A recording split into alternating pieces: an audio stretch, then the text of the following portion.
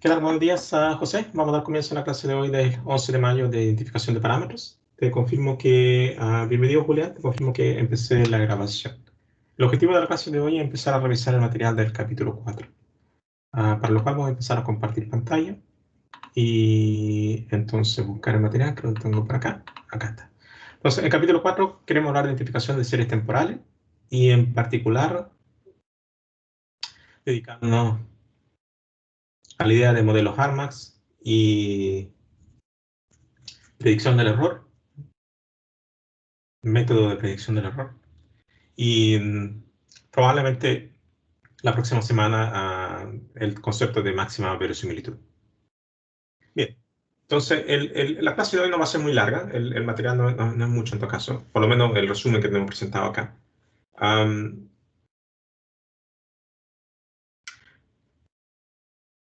Como motivación, un modelo Armax, y el modelo Armax, el que tenemos acá al frente, ¿sí? Es un modelo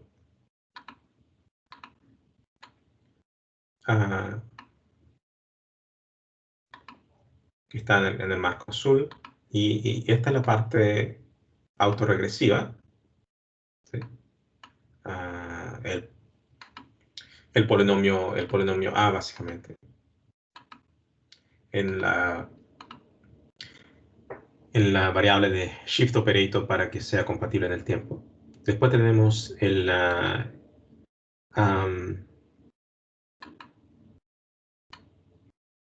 componente exógena, y después tenemos el promedio móvil, ¿sí? Probablemente sería bueno correr esto para que no cubra el signo más. Ahí, sí. Y eso es lo que justifica el nombre del modelo, ¿sí? Los parámetros, como eso es lo que a nosotros nos interesa, los parámetros que queremos identificar para una estructura como esta, vienen dados por los coeficientes del polinomio A, los coeficientes del polinomio B, y los coeficientes del polinomio C, y en ocasiones también intentamos estimar o debiéramos intentar estimar la varianza del ruido de medición BT que aparece ahí, ¿sí? En otros casos, por ejemplo, eso igual podríamos en principio tratar de identificarlo o estimarlo con una prueba en vacío, un experimento en vacío, en lo cual no tenemos el U y simplemente buscamos cómo se comporta el I a salida B, y ahí se activa la componente arma sin la X, e intentar con eso entonces estimar la varianza del ruido, ¿sí? O simplemente en vacío a estimar el sensor, digamos, ¿sí? Y excitar el sensor o no, tomar medición directamente solamente de la componente de sensado, digamos, ¿sí? Tratar de aislar la componente de sensado para caracterizar si esa es la que consideramos que es la fuente principal del ruido, digamos, ¿sí? O si no, dar un supuesto nomás y seguir adelante. Entonces, uno de los bemoles de esta estructura Armax, el hecho de que resulta ser un problema no lineal en los parámetros, ¿sí?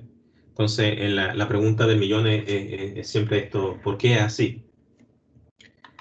Entonces, el razonamiento es el siguiente, o por lo menos es el argumento normal para decir que una estructura Armax resulta en un problema no lineal en los parámetros, es la siguiente. Lo preparé ayer, así que aquí lo tengo anotado. Aquí tenemos la estructura Armax. Me salté el retardo, perdón, aquí ya te he cambiado la notación. El U tiene un retardo en el modelo general, digamos, pero lo metemos todo dentro del del B. Y aquí tengo un C por el B. Entonces, este mismo de los Armax.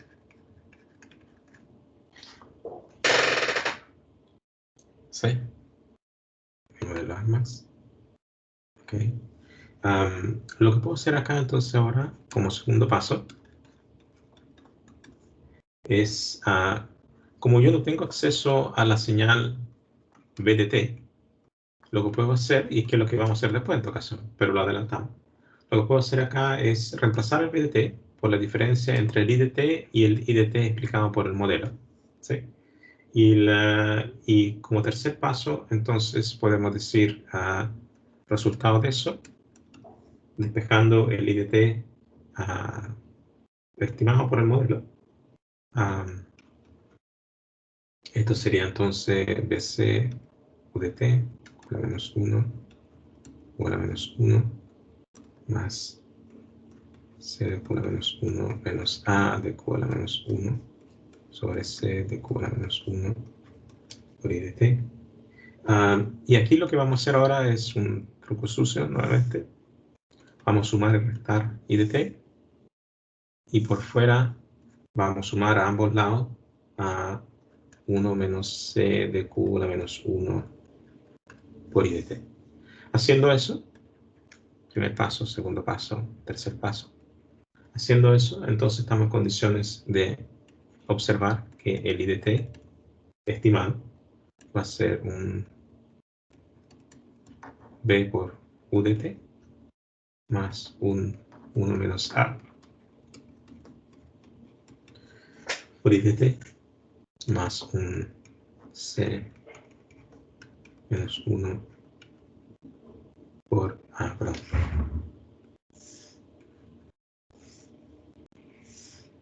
Por I de T menos I sombrero de T. Y lo que tenemos entonces es que si hacemos regresión, ¿sí? Entonces básicamente aquí vamos a tener, y la regresión va a ser los UDT, IDT, IDT menos I sombrero de T,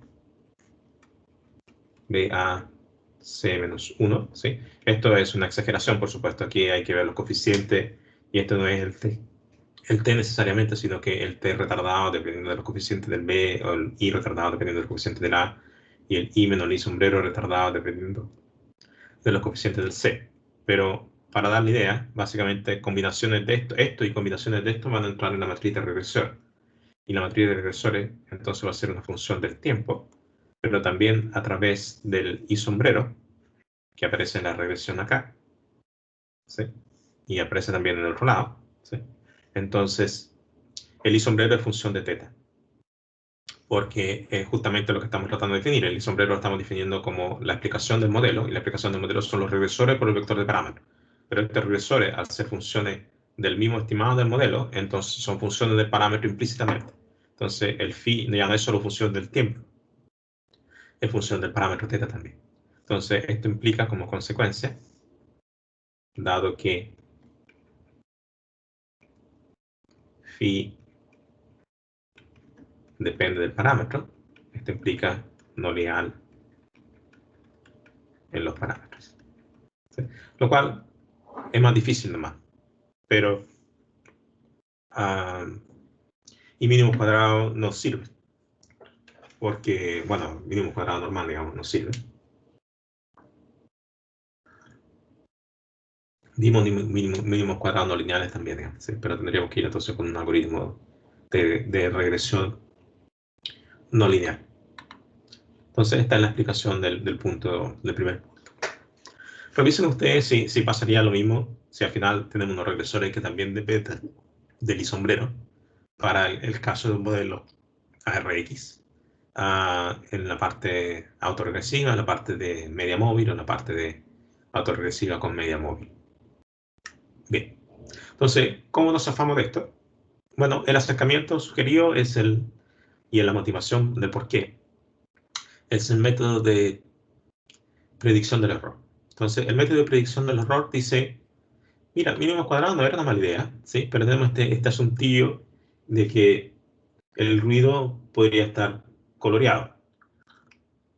Y si el ruido está coloreado, entonces genera este problema de una estimación no paramétrica, o sea, no lineal en los parámetros.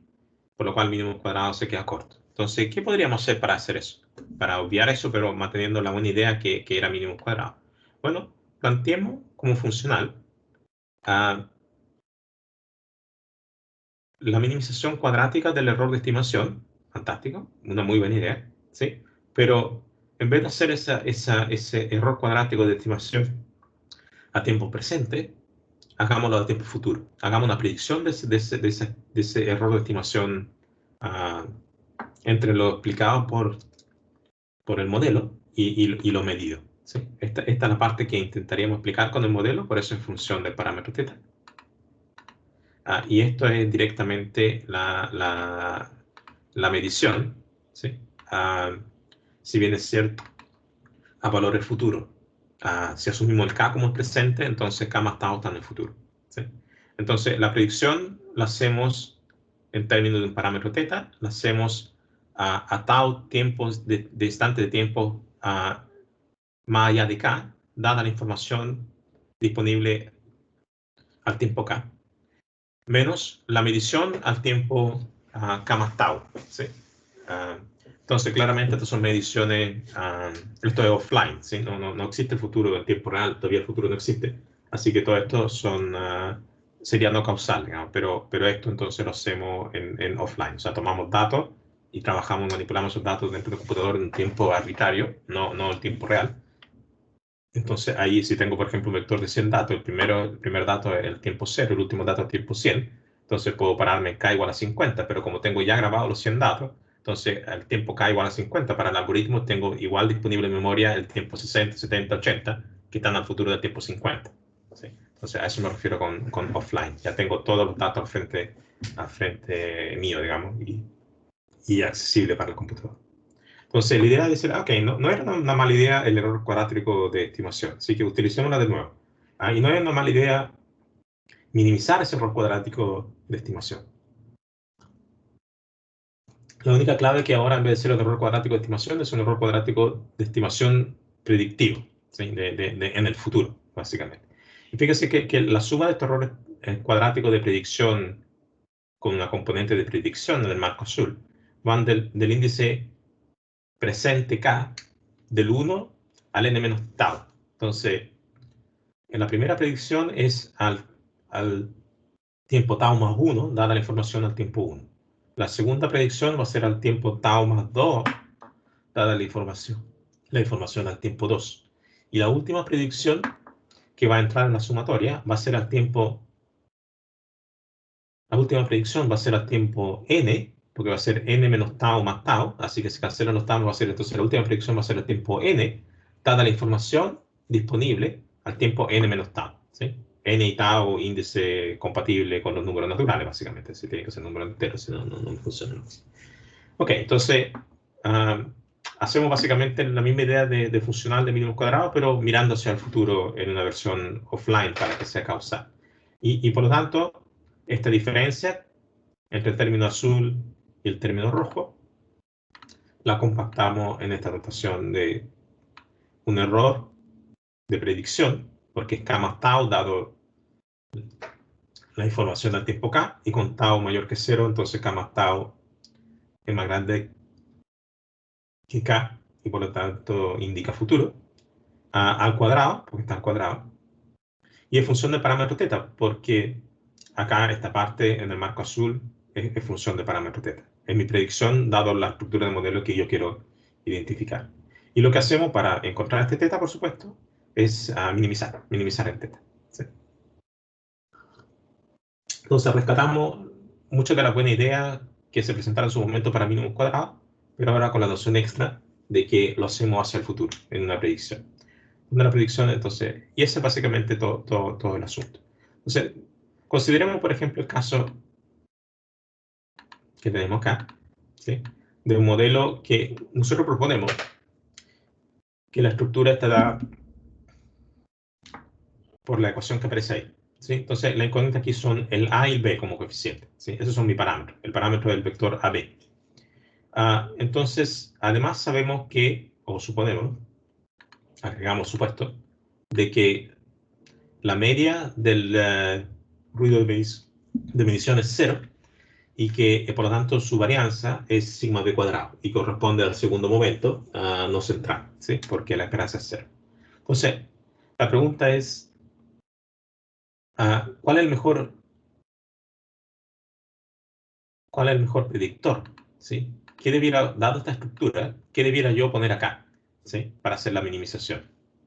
Bueno, veamos. Lo que nosotros queremos hacer, entonces la pregunta para responder eso es decir, bueno, veamos el error de predicción, ¿sí? Veamos el error de predicción acá. Este es el error de predicción.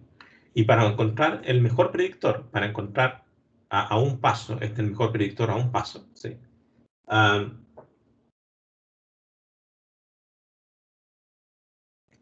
Minimicemos en el predictor. Minimicemos este error de estimación en el predictor, básicamente. En vez de minimizarlo en teta, minimicémoslo en la predicción a un paso que estamos conversando, ¿sí? Entonces, como lo minimizamos, quiere decir que ese va a ser entonces nuestro mejor predictor, va a ser sinónimo de minimizar el error de predicción, pero no en términos del parámetro teta, sino que en términos de la estructura de estimación de predicción, de la mejor estructura de predicción que podamos reemplazar. Entonces, ¿cómo se ve eso? Bueno, como siempre, reemplazamos el IDT por la estructura propuesta. Entonces, ahí está mi IDT reemplazado por la estructura propuesta, ¿sí? Porque se propone que el modelo a ajustar es este de acá, ¿sí? Entonces, simplemente, donde dice IDT, reemplazamos por, dice menos IDT, reemplazamos entonces por A por IDT menos 1, menos B por UDT menos 1 y menos BT. Estamos todavía dentro del cuadrado, ¿sí? Pero lo que observamos a esta altura, en este momento, es que habiendo reemplazado el IDT, lo que nos queda dentro del término cuadrático es esta expresión de acá, ¿sí? Y después está el cuadrado afuera. Entonces, lo que observamos es que el VDT, aquí es más falta decir que el VDT no se relaciona en absoluto con el IDT y con el UDT, y menos con el I de predicción. Por lo tanto, este término B, veámoslo de esta manera. Lo voy a explicar de esta manera mejor. ¿Sí?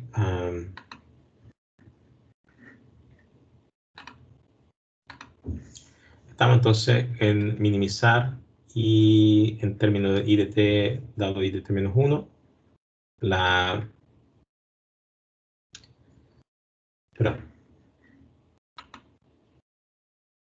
esperanza de IDT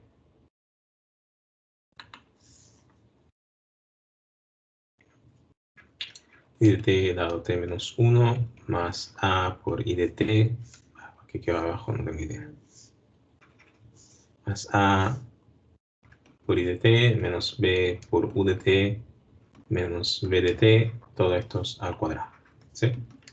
Déjenme chequear que lo copié bien. Sí. Entonces, esto es la minimización en I de t dado t menos 1. Y yo acá puedo desarrollar los cuadrados, ¿sí? Pero voy a trabajar esto todo como un solo término. Y voy a trabajar este otro como un término aparte, ¿sí? Y lo voy a elevar al cuadrado. Entonces, esto significa de que acá me va a quedar I de t dado t menos 1 más a por I de t menos b por u de t al cuadrado menos 2 veces I de t menos 1 más a I de t menos b u de t por b de t más b de t al cuadrado. La esperanza es un operador lineal, así que entra dentro.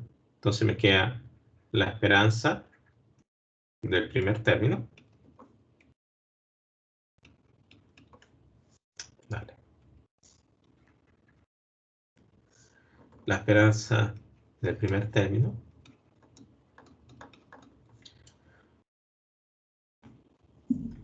por homogeneidad, el menos 2 sale fuera.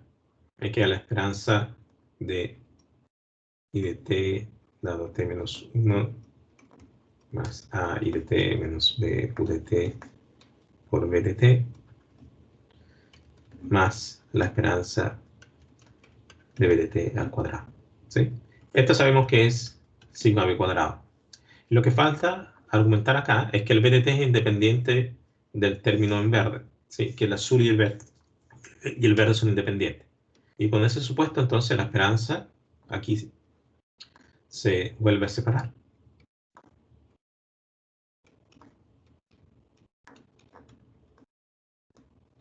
Por la esperanza de b de t. Pero el supuesto es que la esperanza de b de t es 0. ¿Sí? Por lo tanto, el resultado de eso es mínimo en I de t dado t menos 1, la esperanza de I de t dado t menos 1, más A por I de t. Por algún motivo siempre me queda abajo. Menos B por U de t al cuadrado, más sigma B al cuadrado. Y el sigma B al cuadrado ya no es función del I de t dado t menos 1, es un término constante que ya no podemos minimizar. ¿Sí? Entonces nos aparece este término de acá que queda por fuera de la minimización. Y entendiendo de que el término que estoy todavía en condiciones de minimizar, este término de acá, que todavía estoy en condiciones de poder minimizar, ¿sí? Todavía es sensible a la perilla I de t dado t menos 1, va a ser un término positivo, ¿sí? Por mínimo que sea, va a ser un término positivo. Entonces, los dos términos a la izquierda son más grandes que la varianza de b. ¿Sí? El término en azul es la varianza de b, pero le estamos agregando algo más todavía. O sea, ya hay una cota inferior en nuestra minimización. ¿Sí? Entonces, la pregunta ahora es, en el marco verde, en el argumento cuadrático que está al interior, elevado al cuadrado, ¿cómo yo debiera elegir el I de t dado t menos 1 para que sea lo más pequeño posible? Y lo más pequeño posible es 0, básicamente, porque estamos elevando al cuadrado, así que van a ser todo número positivo o 0. Así que claramente la elección que minimiza eso, minimiza haciéndolo 0, es un I de t dado t menos 1 que efectivamente cancele los términos restantes. Y la única manera de cancelar los términos restantes es considerando que esa predicción a un paso, el I de t dado t menos 1, sea nada más que menos a por I de t menos 1 más b por u de t menos 1. Y como pueden ver, efectivamente, estamos argumentando que el valor I de t predicho sea función de información al tiempo t menos 1. El I de t menos 1 y el u de t menos 1. Así que así lo que hicimos fue básicamente analizar el error de estimación o el error de predicción y buscar en ese error de predicción, en términos de una optimización, pero ahora no en θ, sino que en la predicción, cuál es el mejor predictor. ¿Sí? Eligiendo en particular entonces tau igual a 1. ¿Sí? Acuérdense que estas son ecuaciones de diferencia, así que t dado t menos 1 es lo mismo que t más 1 dado t. ¿Sí? No corremos en 1 nomás para el futuro. Es como una regla. Me puedo mover mientras respete la ubicación relativa de los índices, entonces es el mismo sistema, básicamente. Bien, entonces ese es el truco sucio, básicamente. O sea, son varios trucos sucios. Uno es, usemos mínimos cuadrados, o la idea de optimización detrás de mínimos cuadrados como optimización del error de estimación cuadrático, pero ahora en una predicción. Y al activar la predicción, la idea de predicción, entonces minimizamos los parámetros, pero también en cuál es la mejor estructura de predicción. ¿Sí? Y esos son los extras del sistema, del método de predicción del error. Podemos tener otro ejemplo, en los cuales ahora, siguiendo el mismo razonamiento, para verificar, tenemos esta estructura propuesta. Se me ocurre que esa debería ser la estructura que se propone. La diferencia con la anterior es que ahora tenemos un coeficiente C también, o sea, tenemos que encontrar A, B y C. y estamos con el mismo supuesto de que el ruido de medición tiene esperanza 0 y tiene varianza sigma b cuadrado. Y además agregamos que el coeficiente C de amplitud es menor que 1. ¿Sí? Valor absoluto menor que 1. ¿Cuál es el mejor predictor? Ni siquiera todavía resolviendo la minimización en términos de teta, sino que ¿qué sombrero debería yo colocar allá adentro que me va a hacer el mejor error de predicción, dado esta estructura propuesta? Bueno, el mismo razonamiento. Planteamos a minimizar el error de predicción, pero ahora, o de estimación equivalente, cuadrático, pero ahora en términos de la estructura de predicción, a un paso, por ejemplo. ¿Sí? Y esto podría ser a 2 pasos, 3 pasos, pero aquí lo hacemos a un paso. Entonces, hacemos lo mismo, reemplazamos el IDT por la estructura que se propone. ¿Sí? Se propone que este debiera ser la estructura. Entonces, llegamos y la reemplazamos. Hay un signo menos, por eso me cambian los signos, porque tengo menos IDT. Nuevamente desarrollamos el cuadrado, asumiendo por separado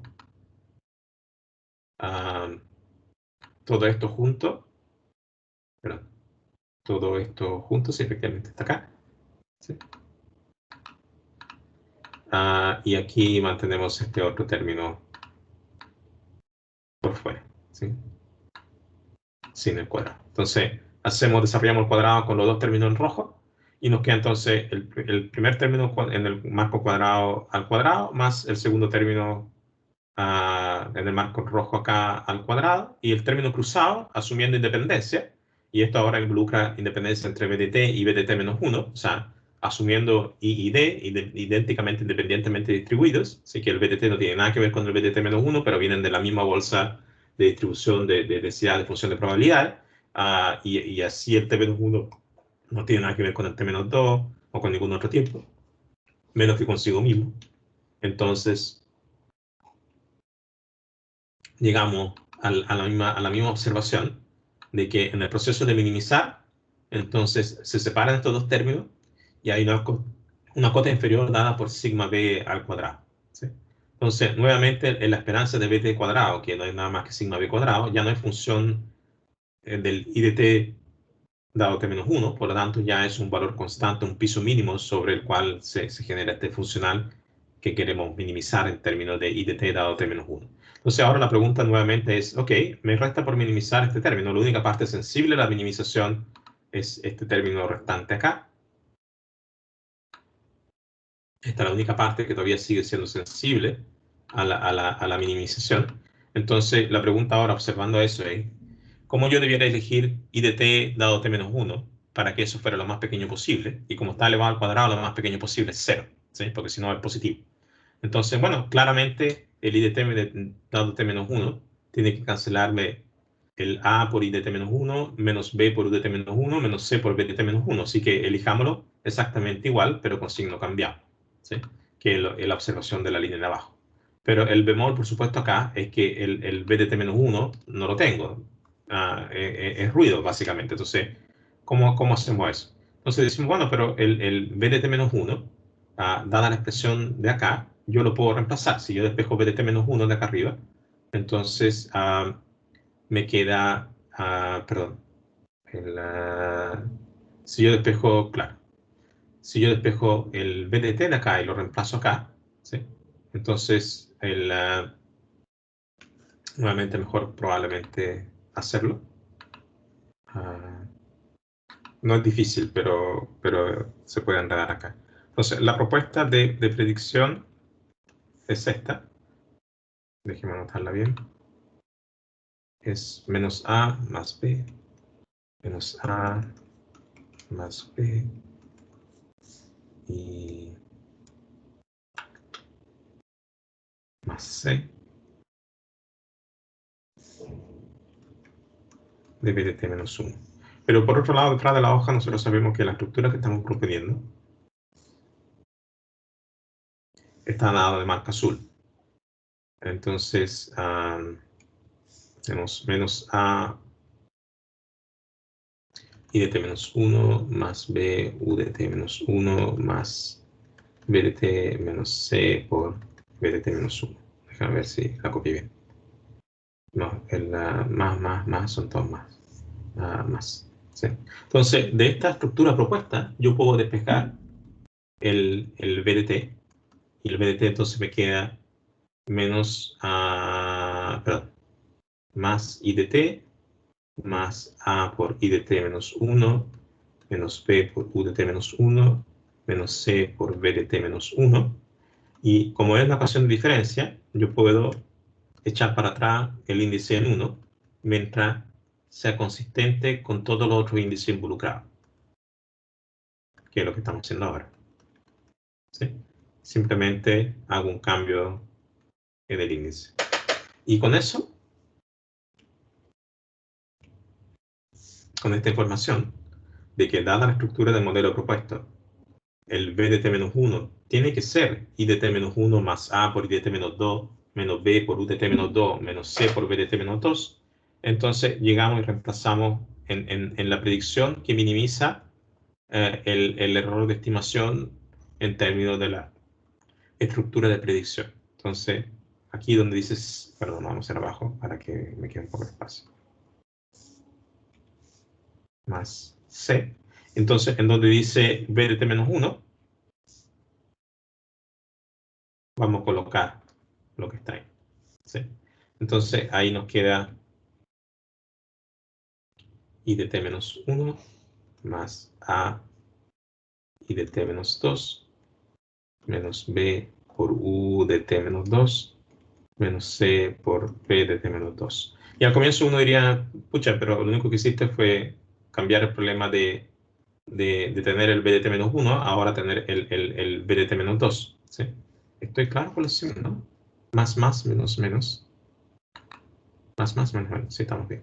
¿Sí? Entonces, pero eso es lo que hace acá. ¿Sí? Así es como salta entonces del último cuadro verde al siguiente cuadro verde. ¿Sí? Entonces, ahí estamos, cómo llegó a esta parte. Entonces, el último truco sucio que hace acá es decir, bueno, pero tu estructura de predicción dice, la predicción a tiempo t, dado tiempo t-1, depende del IDT-1, del UDT-1 y del BDT-1. Entonces, si nosotros reajustamos los términos acá, ¿sí? Y lo reescribimos, ¿sí? Y lo que podemos hacer acá, entonces, es reescribirlo. Ok, lo reescribimos. Entonces, aquí tenemos el IDT T-1 y agrupamos. Entonces, significa, agrupo todo lo que tiene que ver con el... a ver si me va bien. Agrupo todo lo que tiene que ver con el IDT-1, así que me queda C-A por IDT-1, una vez que abro este paréntesis redondo de acá. Agrupo todo lo que tiene que ver con el UDT-1, y el resto lo dejo todo junto. Entonces aquí me queda C por A por IDT menos 2, menos C por B por UDT menos 2, menos C cuadrado por BDT menos 2.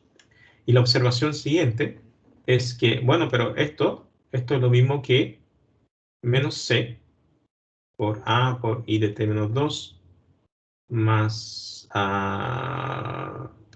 menos A más B por UDT menos 2 más C por BDT menos 2.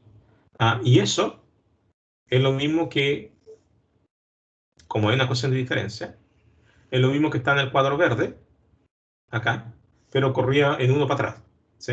Entonces, si aquí dice T menos 2, pero aquí dice T menos 1, si aquí dice T menos 2, pero aquí dice T menos 1, si aquí dice T menos 2, pero aquí dice T menos 1, si el I de T menos 2 multiplica al menos A, si el U de T menos 2 multiplica al B, si el B de T menos 2 multiplica al C, si esos tres términos están restados, sumados, entonces, porque es una ecuación de diferencia, esto tiene que ser, no puede ser otra cosa, que el I de T-1 dado la información al tiempo T-2. ¿Sí? Multiplicado por un menos C adelante. ¿Qué es lo que hacemos acá, básicamente? ¿Sí? Entonces, se da cuenta y reconoce de que en realidad lo que quedó, entre comillas, sobrando en el último paréntesis redondo no es más que la misma predicción a un paso, pero un tiempo para atrás. ¿Sí? Es un paso porque el T-1 dado el T-2 en un tiempo temporal, ¿sí? En futuro a un paso adelante, en la predicción a un paso adelante, pero un paso para atrás en el pasado, ¿sí? Entonces, como son la misma variable ahora, solo que corría en 1, entonces aquí básicamente podemos, entre nosotros podemos aplicar transformada z, digamos, pero como estamos en el dominio del tiempo y para mantener consistencia, no trabajamos con la transformada z, sino que trabajamos con la transformada con el operador retardo. Entonces acá, perdón, tenemos menos c. Y en vez de tener, en estricto rigor tenemos i de t menos 1 dado t menos 2, ¿sí? Pero lo que podemos hacer ahora entonces es trabajar ese i de t menos 1 dado t menos 2 como menos c por q a la menos 1 de i de t dado t menos 1. Y el q a la menos 1 se encarga del atraso, del corrimiento en 1 para atrás, de la variable de predicción a un paso i de t dado t menos 1. ¿Sí? Entonces, el q, lo que estamos diciendo básicamente, es que i de t menos 1 dado t menos 2 es lo mismo que q a la menos 1 de i de t dado t menos 1. ¿Sí? Entonces, eso lo reemplazamos acá. Y una vez reemplazado ahí, entonces llegamos a lo que está acá abajo. ¿Sí? Y con eso entonces tengo i de t al lado izquierdo, tengo i de t dado t menos 1 al lado izquierdo, y tengo i de t dado t menos 1 al lado derecho. Entonces puedo juntarlo todo, puedo mandar este término ahora, puedo mandar este término menos c por q a la menos 1, lo puedo mandar al lado izquierdo, factorizarlo y pasarlo dividiendo. ¿Sí? Y si hacemos eso, entonces nos queda el último término que dice, bueno, la predicción a un paso resultó ser c menos a dividido por 1 más c q a la menos 1 por i de t, más b por 1 menos c dividido por 1 más c q a la menos 1 por u de t. Y lo que obtengo entonces finalmente es una predicción a un paso que es solo función de los datos i de t, u de t. Me logré sacar encima finalmente el BDT y su influencia, la influencia del BDT, ¿sí? A través del BDT-1 o del BDT-2. Como pueden ver, un poquito más enredado porque tenemos el factor C por BDT-1. Aquí vamos a la parte de media móvil del ruido de medición, lo que nos hizo la vida un poco más difícil. Se me fue en alguna parte. Perdón, aquí me equivoqué. Sí, tienes razón. Aquí me equivoqué. Este B nomás, ¿sí? Porque el BC lo estoy dejando acá dentro nomás. No estoy juntando todos los términos en U. Y de hecho este era U de T menos 1, así que también está equivocado.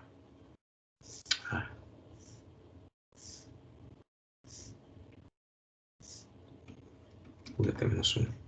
Y acá entonces también este es solamente P. Y este entonces solamente P. Sí, fantástico. Pero la idea básicamente se mantiene. Entonces esos son todos los saltos mortales que se está dando acá para llegar finalmente al resultado final, que es plantear acá entonces que la predicción de un paso está dada por esto. Probablemente mejor lo hago con el mouse.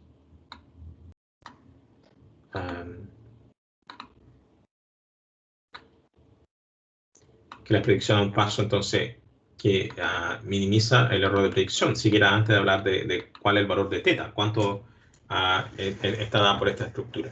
Y pueden ver ahora que en esta estructura, con la predicción de un paso, si esta es nuestra explicación que reemplazaríamos acá en este error de predicción, si fuera el tau 1, va a ser función de θ, porque es función del ABC, que son los parámetros, las componentes del vector θ, que quiero encontrar. Y pueden ver entonces que lo que acompaña el i de t es una mezcla de la A y C, y lo que acompaña el U es una mezcla del B y C. O sea, son no lineales los parámetros, básicamente. Bien. Ok, entonces generalizando la idea. La idea en general, entonces, es decir, digamos que nuestro i de t es una función de transferencia o una razón de polinomios en q a la menos 1 por los valores de u, más una razón de polinomio en q a la menos 1 por el ruido de medición b, con el supuesto de que el ruido de medición tiene esperanza 0 y tiene varianza sigma b cuadrado, que es justo como la esperanza 0 coincide con su segundo momento no central, creo que le decía. Entonces, bueno, yo puedo multiplicar por h a la menos 1 a ambos lados. Entonces me aparece un h a la menos 1 por el i de t, me aparece un h a la menos 1 por el g, y el h se cancela con el h a la menos 1, cancela el h que acompaña el b. Entonces, la gracia es que aquí el ruido está coloreado por h, y aquí el ruido ahora, con esta multiplicación por h a la menos 1, dejó de ser coloreado, ¿sí? Entonces, truco sucio, puedo sumar más i de t y menos i de t a ambos lados, ¿sí? Y despejar, o mejor, puedo sumar y restar i de t al lado izquierdo si quieren, ¿sí? Y dejo un i de t al lado izquierdo y todo el resto lo mando al lado derecho, y me queda entonces 1 menos h a la menos 1 por i de t, más h a la menos 1 por g por u, más b. Y ahora la pregunta es, si esa fuera la estructura, si esa fuera la explicación, digamos, entonces, ¿cuál es la mejor estructura de predicción? Bueno, como el ruido ahora aquí, en esta expresión, en el marco azul, el ruido no está coloreado, motivado por el ejemplo anterior. Podemos hacer el lápiz papel y le sugeriría que usted lo haga.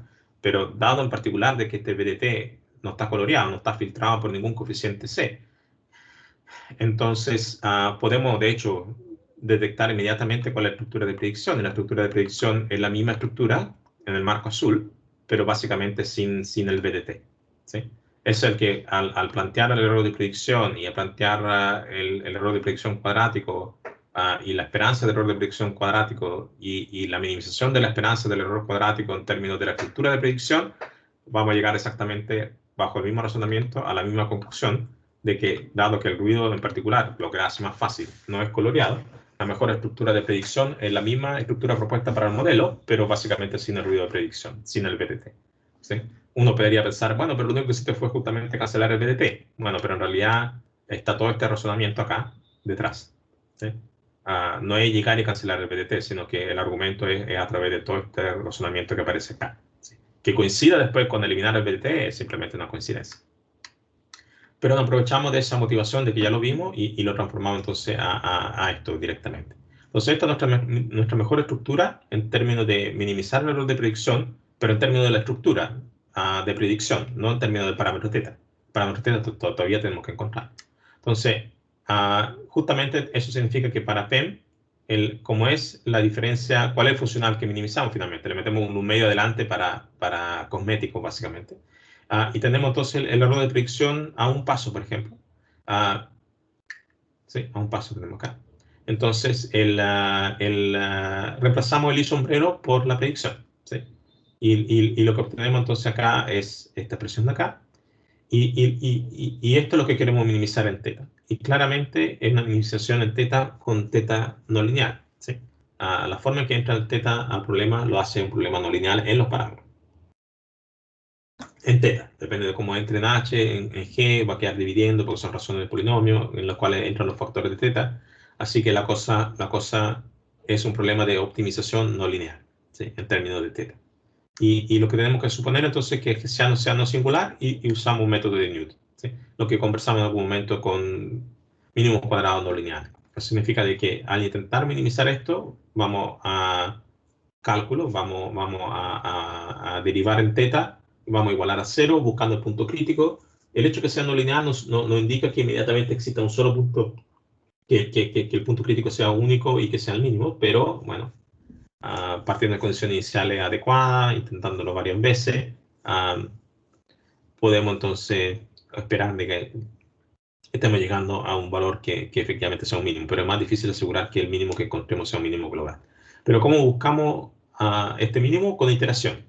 Hacemos iteraciones, el valor siguiente en la iteración del parámetro θ es el valor anterior del parámetro θ en la iteración, menos un parámetro de aprendizaje, un paso de cambio entre θk y θk menos más 1 a alfa k. Este paso, también aquí hay toda una teoría de cuánto tiene que valer el alfa k. Si es muy grande, puede que no converja nuestra búsqueda con el método de Newton. Si es muy chico, se va a demorar 1 kilo, básicamente. Entonces, cuando dice suponer que el hessiano es no singular, el hessiano es esta segunda derivada en el parámetro θ, evaluado en el valor presente del estimado, ¿sí? θ, el θk es mi θ sombrero, para la iteración k. Entonces, estamos evaluando la segunda derivada del funcional en términos de θ. y la estamos invirtiendo. Entonces, para que esta inversa exista, estamos suponiendo que y la segunda derivada es hessiano. Esa es la condición de por qué el hessiano tiene que ser no singular. Porque si es no singular, entonces esta derivada, esta inversa no existe. Multiplicado por el jacobiano, por la primera derivada del funcional en teta. ¿Sí? ¿Y por qué la segunda derivada dividida, o si fuera de uno por uno, o inversa, si matriz, por la primera derivada del funcional? Bueno, porque es el método de Newton. ¿Sí? Y eso garantiza entonces de que si las cosas funcionan, garantiza dentro de algún supuesto de que si las cosas funcionan, entonces este teta de k más 1 con esta iteración en el valor del teta, con la puesta al día a través de este término de acá, termine cayendo en un valor que sea crítico y ojalá que mínimo global del funcional, pero eso es más difícil de probar. Insisto, con mucho cuidado, estos superíndices K y K más 1 están colocados justamente como superíndice porque no son índices temporales. ¿Sí? Estamos usando la misma letra en general. Bueno, en realidad no, aquí estamos usando la T por el tiempo discreto también. Así que, pero estamos posiblemente bastante acostumbrados a usar la K para índice temporal. Pero queremos cambiar eso. Este K es simplemente el índice dentro de la iteración en la convergencia del parámetro teta a través del método de Newton que minimiza este funcional. ¿Sí? Entonces, primera iteración, segunda iteración, tercera iteración, que están desligados de la noción de tiempo. Simplemente son iteraciones. Estos datos existen offline. Tengo mis 100 mediciones para UDT, para IDT. Genero este problema, genero el BDN para estos 100 datos y genero entonces la derivada y lo evalúo para estos 100 datos y la segunda derivada y lo evalúo para estos 100 datos y entonces voy armando esta iteración ahora que ya es independiente del tiempo. Y para indicar la independencia del tiempo, en vez de trabajarlo como subíndice, lo trabajamos como superíndice. ¿Sí? Para que, esto como, ¿por qué está arriba el índice A? Porque ya no es tiempo. Y además, en el contexto del material presentado, estamos usando el índice K, que no lo habíamos usado para el tiempo. Para el tiempo estamos usando el índice T. Pero cuidado con no confundirse, porque estamos bastante acostumbrados a usar el K como tiempo también. Y el problema, por supuesto, es que esta cosa converja. No hay mayores garantías en principio que converja. Sí. Pero de converger, entonces llegaría a un punto y habría que evaluar en la validación siguiente si la cosa funcionó o no funcionó. ¿Sí? Pero esa es una manera de apearse cuando tenemos ruido coloreado. Si tenemos ruido coloreado, estamos un poco sonados en términos de esperar de que lo barato fundamentalmente de mínimos cuadrados, de que sea lineal a los parámetros. ¿Sí? Bueno, bueno y bonito también, porque como es lineal los parámetros, entonces el mínimo es uno solo, o sea, hay un solo punto crítico y el mínimo es global. Entonces esas cosas son bonitas. Y cuando ya no es no lineal en los parámetros, esas cosas salen por la ventana, básicamente. Pero no quiere decir que no podamos hacer nada. Podemos hacer cosas como las que están, acá. ¿Sí? Podemos usar el método de Newton. Newton-Raphson creo que se llama. Ok. Y después, entonces, ahora seguimos con máxima verosimilitud, pero como le mencionaba, me gustaría dejar esto para la próxima semana. Así que esto era todo lo que quería mostrarles por hoy. Más o menos la mitad de las nociones que tenemos reservadas para el capítulo 4. Bien, voy a dejar de compartir entonces. Voy a dejar de grabar.